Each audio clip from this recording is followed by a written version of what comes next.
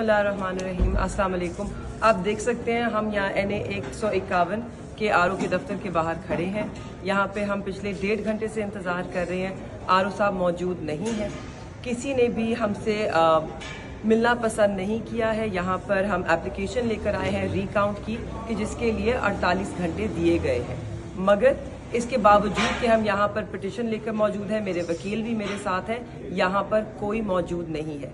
मैं अपना आईनी और कानूनी इख्तियार जो मुझे दिया गया है, हक जो दिया गया है, उसे एक्सरसाइज करने आई हूँ, मगर यहाँ पर लगता है आइन के भी और कानून के भी दरवाजे भी बंद हैं और आंखें भी। वीडियो में आना चाहिए ना। पुलिस भी मौजूद है, अफसरान भी मौजूद है। हम Multan public school senior school की बिल्डिंग के बाहर हैं। आप ये दिखाइए, पैन कीजिए, वो आरओ का दफ्तर है जिसके बाहर हमने अभी वीडियो बनाई है और बयान दिया है, वो सामने। और ये सारे लोग हैं, ये उनकी गाड़ी खड़ी है, मगर हमसे मिलने को गुरेज कर रहे हैं क्योंकि आंख तो मिला नहीं सकते।